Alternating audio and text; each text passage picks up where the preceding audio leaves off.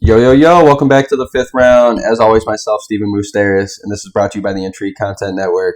And man, I just got done breaking down, I shouldn't say the fight, but what's next for Kevin Lee after that loss to Daniel Rodriguez, and if he's going to be in the UFC or if not. And then there was a couple more fights on there that were just really good. I like the co-main and the fight right before that, the third featured fight, I guess would be called for the Ultimate Fighter finale champion and whatnot for both of them. And I really like both fights. I thought they were both phenomenal. Very high pace. Really loved the skill. It was high level as fuck.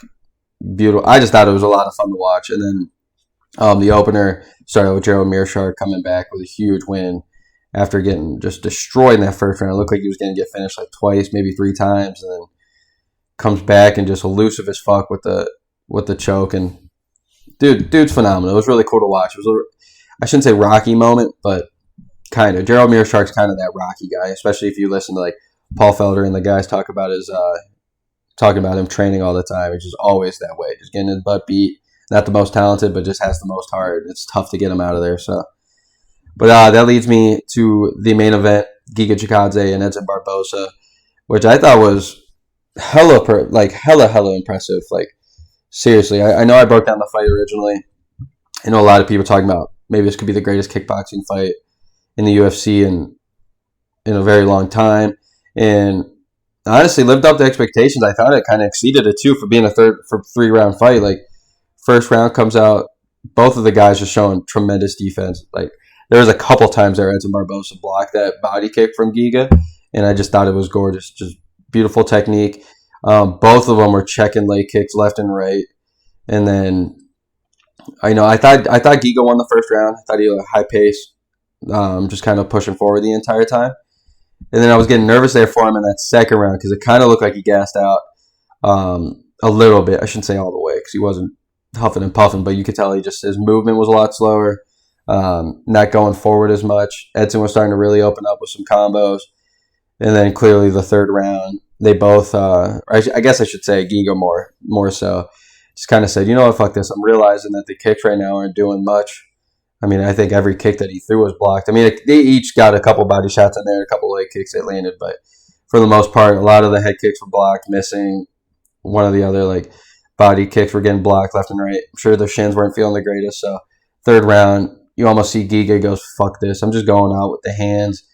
And comes out elusive as fuck, gets the finish. We all seen it. And I thought it was very, very impressive because you look in before the fight, the whole thing comes out where Giga's first like 8 opponents had a combined record of like 14 and like 80 or something weird, like something stupid. And then his sample size in the UFC isn't that good. Like a lot of people are kind of saying like, oh, the Cub Swanson fight, that's all. That was a fluke. Like, it was a nice kick, whatever. But Cub would have got him. And then we got this big test, which it's tough for the MMA world, especially you wrestlers and jiu-jitsu artists out there. I wouldn't say that it was the biggest test in the world for the guy, but definitely for a stand-up aspect and somebody who's got the experience, just the name and whatnot. Edson Barboza was like the perfect fighter for him. I've been calling for that fight since March when they both got their wins, and clearly it was really nice to see Giga win just because some new blood in there. Like no disrespect to Edson Barboza, but we've seen the guy in literally all the biggest fights that he could possibly be in, from 155 to 145, and honestly, he's still looking really impressive. He's kind of got that Jose Aldo right now going, where clearly he wasn't a champion, but just he's almost getting better with age, and it's pretty impressive for real. So no hate towards him. I'd love to see him get another fight in. I wouldn't mind seeing him versus like Calvin Kattar or something, even though I know a couple of these guys are all booked up, but just somebody along the lines where I think he could maybe get a pretty good fight.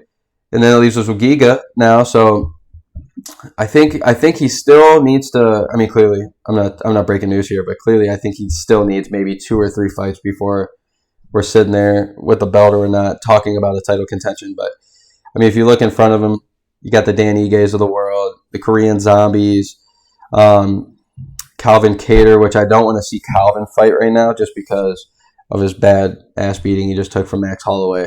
I think it would just be a terrible fight for him. Because he does like standing, and he does have really good boxing, but the kickboxing with Giga, I think, would be really troubling. And then, of course, to the top 3, we got Brian Ortega, Max Holloway, and good old Alexander Volkanovski, which I don't want to... I guess I wouldn't be mad at seeing Giga fight Brian Ortega if Brian Ortega falls short against Alexander Volkanovski and it's not very close. Because then in that case, now we're looking at Brian Ortega, which I know he had a really impressive win over Korean Zombie, but got absolutely destroyed by Max Holloway, and then you get destroyed by Alexander Volkanovski. It's almost like, yeah, you might not ever get to that next level, but that would be a great fight for Giga just to show the ground game and the jiu-jitsu and whatnot and to see what the takedown defense is looking like. And Ortega would bring the pace. So, I don't know. I would love to see the Dan Ige fight. Korean Zombie fight would always be good, or even if Ortega wins, that's the highest I want to see him. But there's no way I want to see him fight Max. I think it would be a really good fight, Yair Rodriguez and Giga. If Yair falls short against Max, I'd really like that as well. But I don't know. I was very impressed by Giga. I can't wait to see more of him. Dude's a dog. It was really impressive to see him come out and not believe in his hype of the left kick. That was all he was looking to land. So it was beautiful to see him switch it up and say, "Fuck it, I got hands too, boy.